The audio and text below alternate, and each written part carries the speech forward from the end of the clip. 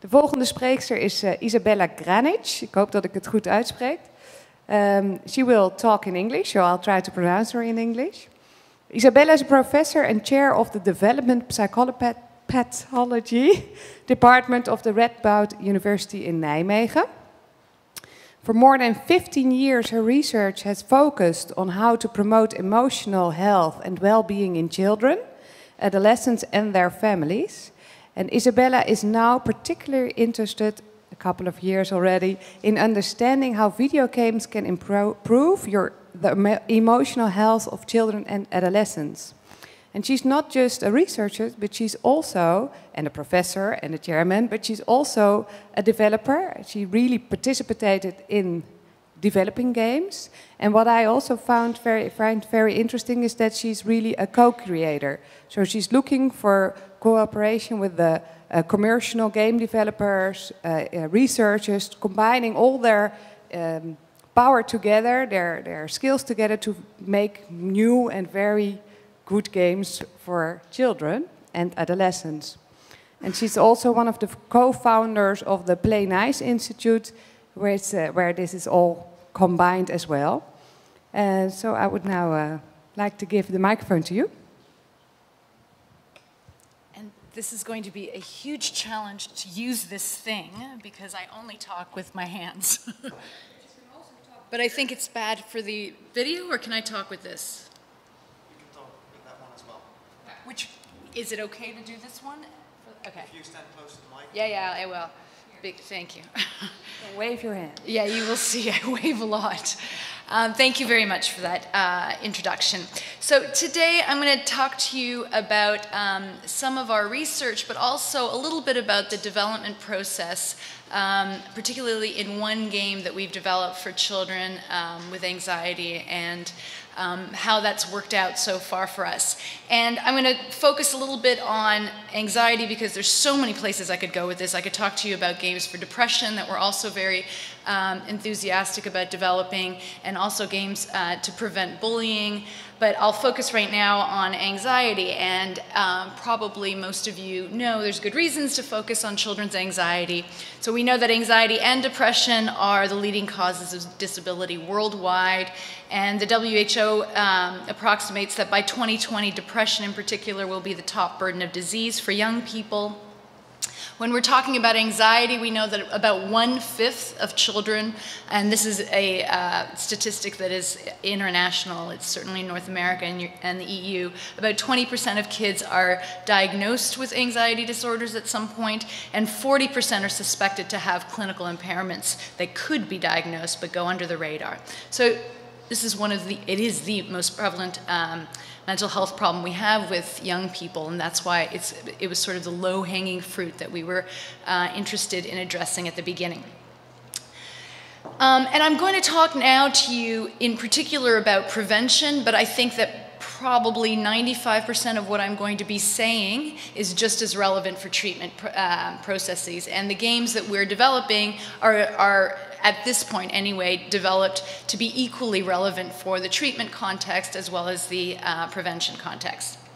But we want to think about prevention with games because this is what I'm probably most excited about in terms of the potential of games, is that when we have prevention programs in our schools, even when we get our generally moderate effect sizes, when we're doing really well, we're still not hitting a lot of kids. And part of the very main big problem is that we're not able to tailor prevention programs to each individual kid. And games, as you'll see, have this really unique potential, much like what Adam talked about, to work with the player's own abilities and strengths as well as limitations to pull individual children capabilities up at a individualized level. So let's talk a little bit more about that.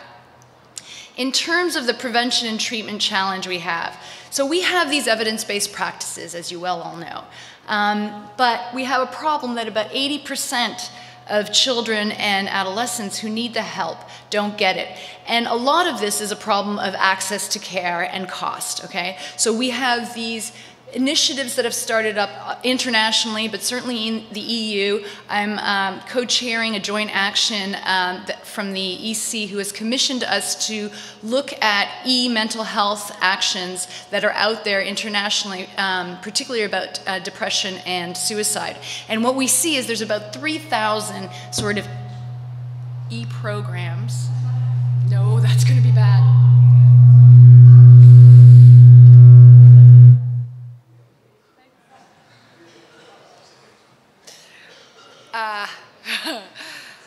That's one trial learning right there.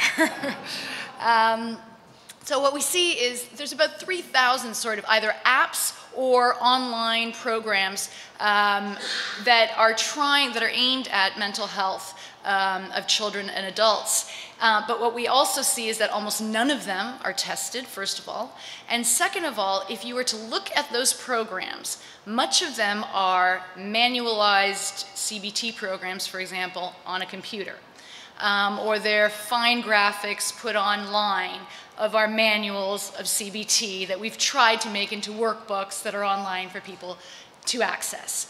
And so I am finding although there's a real zeitgeist and an excitement about these e-learning and e-mental health initiatives, and in the Netherlands, actually, 10%, as most of you know probably, of what's being covered by insurances is going to e-mental health interventions. The problem is we're pretty miserable at designing these interventions. And so we may build them, and we're spending millions building these programs and these tools online. And even if we can get our youth to go there, they're not sticking around for very long. And so I think this is a real problem that we have to address. And guess what? I think games can do a nice job of doing that. There's a few other problems with if we forget about health right now and M health right now and just stick to our conventional treatment and prevention programs, there's a few other problems that I think that we can address nicely with using tools, using games as tools. The first one is stigma. So we know that, especially with teenagers, one of the top barriers for them to access and seek care is that they're too embarrassed, stigma. Okay, and so we know that kids are picking up these games. 97% of them are picking up games. What if the games they had also sneakily, as they were playing and trying to beat dragons and slay dragons, okay, and pick up treasure, they were also learning some socio-emotional skills that could help them prevent anxiety, depression, and so on. So that's the idea that we think about when we develop games as a sort of stealth approach to prevention in mental health. Motivation is another big issue, as most of you know. Motivation to change is a top predictor of success in treatment and in prevention programs, but especially in treatment. But kids don't usually seek help themselves. It's either adults like teachers or parents around them that are pushing them into treatment programs and prevention programs saying, you have a problem. So because of that, they're usually not self-motivated in a lot of cases. And of course, games are immensely motivating. Engagement is another issue, and it's very tied to motivation. So most of the evidence-based practices that we have, and I'll focus really here on cognitive behavioral therapies, but a lot of the other ones as well, they are psychoeducational at their heart. Social skills training, same idea. They're psychoeducational at heart. They are largely about somebody like me imparting to the kids in front of them information that we hope they'll get. We hope we're doing a great entertaining job of teaching these skills to them, but really it's still sort of, I'm telling you what you want, please memorize this, and when you go out in the world, please try to use it, and please try to practice it. It's still psychoeducational, so it's still didactic, and we're asking a lot of our youth to be metacognitive about what we're asking them to learn and to apply it in all sorts of generalized contexts, and that's a real problem for a lot of kids. Practice, again, this is related. So most of our conventional programs have this big gap between the knowledge that we impart to these youth and what they're actually doing in real life. So we try in CBT, for example, to do role-playing exercises, and we try to give them homework exercises. Take this into your home and monitor when you start getting angry. What were the cues? What are the problem-solving things that you could have thought of? What are alternative solutions? And so on. But again, they're not actually practicing in the moment when they're emotionally most upset, the skills that we want them to practice. And what's really amazing about games right now is that they can, as Adam pointed out, be incredibly emotionally eliciting. And they can elicit not just frustration, which is the sort of stereotype that we often think about, but they also elicit sadness, guilt, remorse, joy, awe, shame, all sorts of emotions that kids could really use help in practicing to regulate. And that's why we think these games can be great training grounds for emotional resilience skills. So I just said this. I think, of course, that games address all these barriers in a really lovely way. And maybe the thing that I didn't point out most is this practice issue. What's really nice also about games now is that at this point, it's probably more than this, but the last I checked, about 70% of the time that young people are playing games, they're playing socially. So they're playing either online with somebody else, or they're playing next to each other with their family, with their peers, with their siblings, with their friends, and so on. So gaming has become incredibly social, and in that becomes even more emotional. And so there's an opportunity to practice with other people over and over the kind of socio-emotional skills we want to do. And games, again, can keep you at that sweet spot where you're just learning what you need to learn. You haven't yet, you're being challenged just perfectly at the level of where you are learning something but not bored yet. And that's the flow state that Adam was talking about as well. Okay, so we want to talk about a new approach to games. We are creating these kinds of sandbox experiences. In the gaming world, sandbox games are ones that you go in and you explore on your own. You're not told very explicitly what the rules are. You have to discover them for yourself. You have to discover ways of behaving in that world that work best in that world. And what we can try to do is afford these contexts in which kids learn these emotional resilience skills because they want to and need to in a context that's pushing them to do so. Okay, and then we also want to, by the way, induce negative emotions in these games. So this is a big deal. I am not into, although they're lovely, I am not into developing games that are just happy, happy games. That's great for a distraction. I think it, by the way, has a great purpose when people are feeling down to play a casual game for a half an hour to feel happy a little bit and a little bit more distracted. Those can be great. But what I'm most interested in doing is developing these rich experiences that children are being triggered emotionally and negatively, feeling anxiety, because then they'll feel the motivation to change that and to learn the skills we're giving them the opportunity to through the game mechanics, hopefully, if we're doing the right job, through the game mechanics that we are designing. So I hope to get a lot more concrete about this in a minute. Okay. So the first step before we started developing our own games or game was to sort of take a look at what's already out there, because as we've said, there are some amazing games already out there. And they may not have been developed for mental health purposes, but they still work. They may still work. So we have a whole research program looking at games that are already out there commercially available that seem to resonate with a whole lot of players that we've read online forums and so on, played ourselves. And these are games like Journey and other games that seem to have elements in them that we know from a treatment perspective may actually work to address depression and anxiety. I'll be a lot more specific in a second. Okay. I'll skip those other two questions for a second and just go on. So what we did first is go into the literature and look at all of the good studies that were done on games and the benefits of those games. Okay, so we ignored all the negative press and all the most of the literature out there is on the negative impact of games. We all know that. But what we were interested in doing is looking at the literature and saying, are there any benefits? And guess what? There's a whole article worth of benefits in gaming.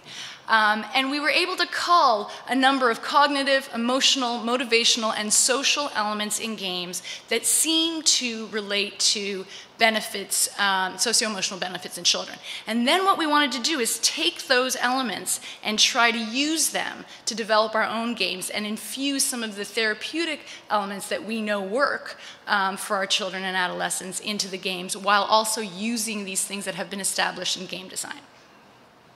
So all the games that we sort of saw led to some positive mental health benefits had these elements in them. So they were designed to train up resilience in the face of failure. You fail so often in most games. And the great thing about failure in those games is the kids learn they just got to get up and do it again. They just got to keep trying, keep trying. And so there's an actual habit of mind that's developed as kids start playing some of these games. That's a sort of resilience in the face of failure. This also develops what Dweck used to call an incremental learning style, or a growth mindset.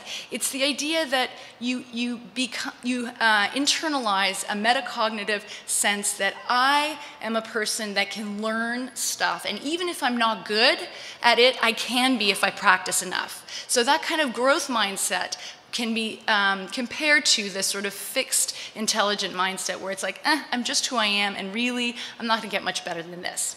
Or I'm really great and I'm really intelligent, but that's the way I am. And it's not about working hard. What games show you really easily if you play for more than an hour or two, almost any game out there, is that if you try a lot and you work hard at it, you can get better. Even I can get better with all these triggers and things.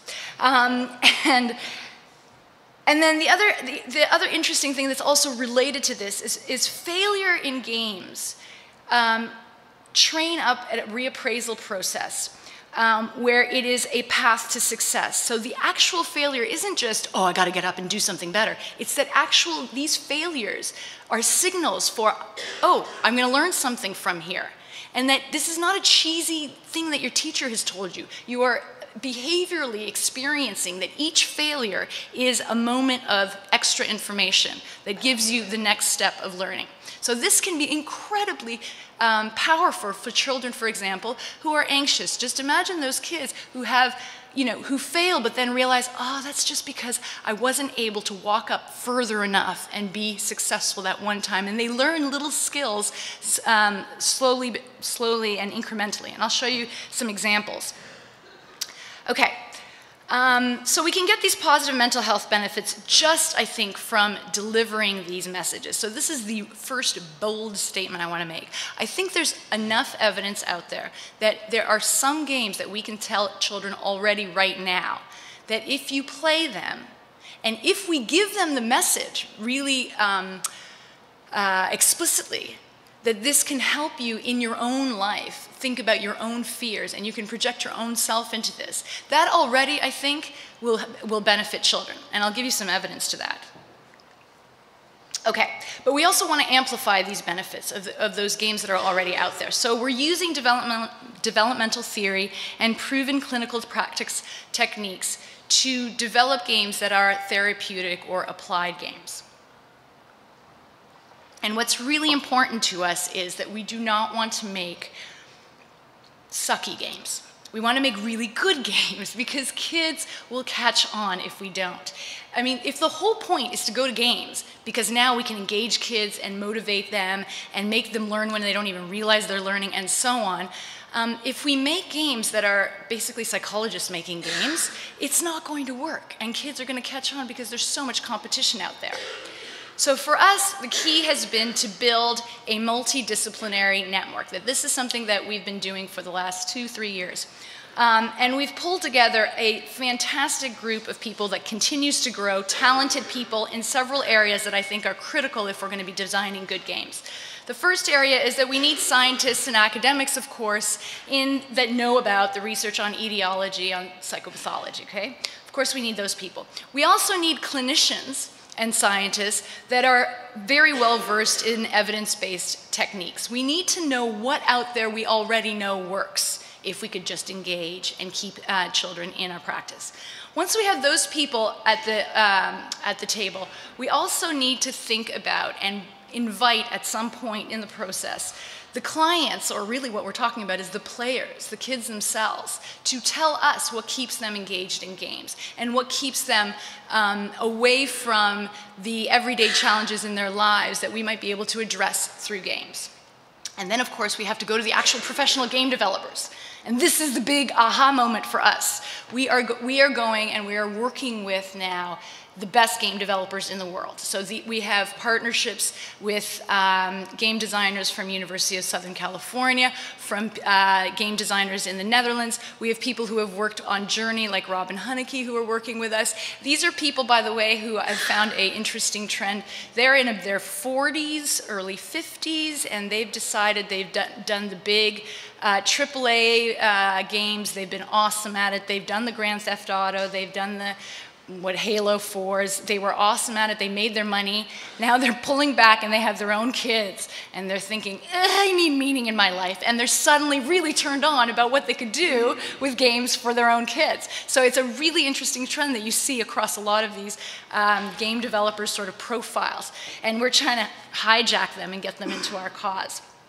Okay, and then we really want to do some research on these games, okay? So we want to look at outcome analysis. Does it work better than the conventional programs? But we also want to look at component analysis. What a really beautiful thing about games is that they allow us to have incredibly tightly controlled experiments about mechanisms of change. Because what you can do with games is to, for example, if you think that changing attention biases is important for anxiety, you can put that in a game. And then once they play the game for a while, you can look at outcomes. But then you can take that component out of the game and just have them play the rest of the game and see whether you still get those successful outcomes. There's your very beautiful modularized experiment to see, does that clinical technique need to be in a treatment program for children's successful outcomes? So you have this wide ability to test treatment mechanisms.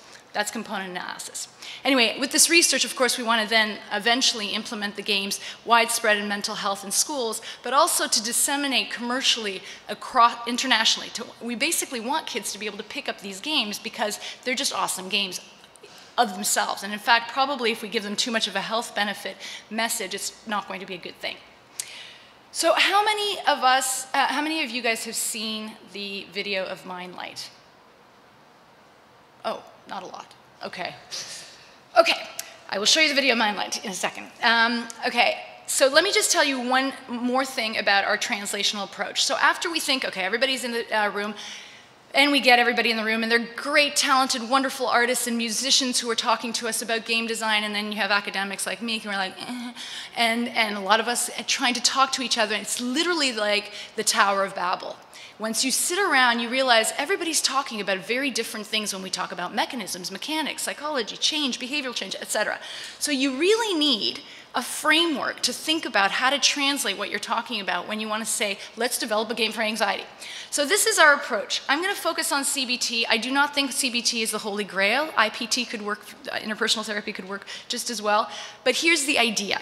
You take principles that you know have evidence base for them. So let's say we have a CBT model, and we know that, for example, CBT techniques like reappraisal, retraining, problem solving, relaxation, and exposure therapy work in clinical settings, right? Then what we need to do is take those techniques and figure out how to translate them into mechanics that don't tell our players, you need to reappraise. You need to think about that in 17 different ways. Now, problem solve this. No, we don't do that. We create a context in which they're reappraising over and over. You created a puzzle where the same solution after 3 times doesn't work anymore, and you have to change the way you looked at the exact same context. You have to make them practice the skills without telling them. It's harder than it sounds. It sounds obvious. But see, these are examples of game mechanics. A narrative arc. Some games have narratives, some don't. Some have cooperative, interactive play, some have competitive play. Exposure therapy, biofeedback mechanics. Those are things that we're really interested in game mechanics. And then we want to see, do those game mechanics translate into changes in what are causal mediators of our psychological model. So these are causal mediators, things like hopelessness, low self-efficacy, rejection sensitivity, rumination. Do the mechanics change those things? If they do, they're likely to lead to the outcomes we're trying to target. But it's only through this pathway, and it's only by actually being specific about each of those steps do we get our outcomes, and are we very clear about what we're measuring. Okay, so let me give you an example. Mindlight. It's a neurofeedback game that we developed with this model. And it takes two specific evidence-based practices: exposure therapy. I'm assuming most of you know what exposure therapy is, and while training relaxation techniques, and attention bias modification. Those two clinical techniques that have some basis in lots of research, we have infused into a game context, and we designed this game to be intensely fun. We worked with Gameplay Studio, which was a Dutch game company, and we talked to them about what we wanted to develop. Here is the game. Meh, you know it. Is it in this? Okay.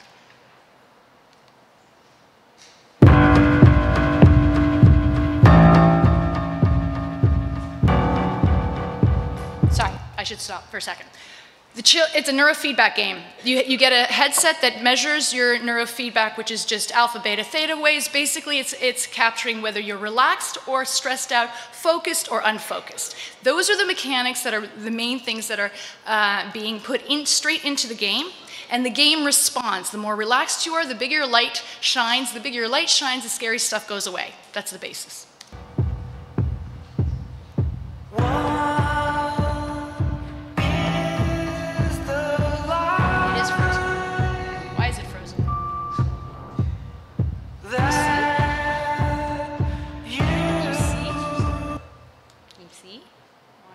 To different Macs.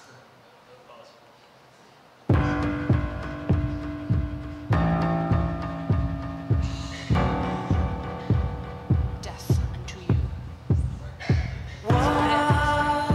What? Full screen.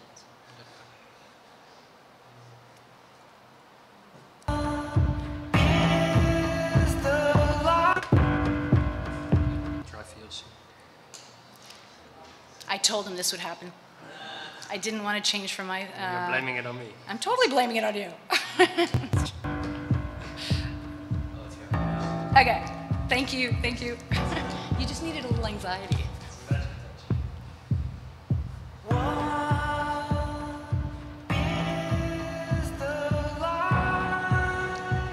So children are taught to calm down and relax and breathe in deeply, and then they see their light growing and growing. And when they get anxious, it gets dark. So they have to keep learning how to get back to that relaxed state.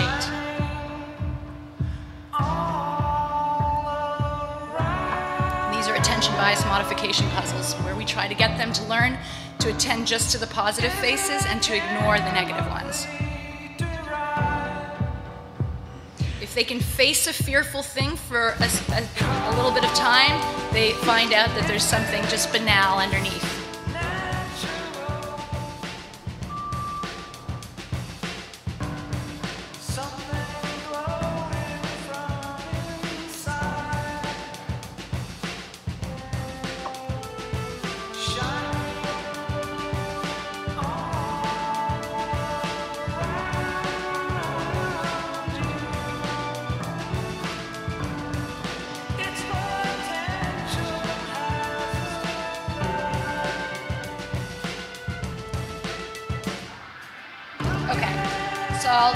For the interest of time, I'll stop right now, but you get the idea.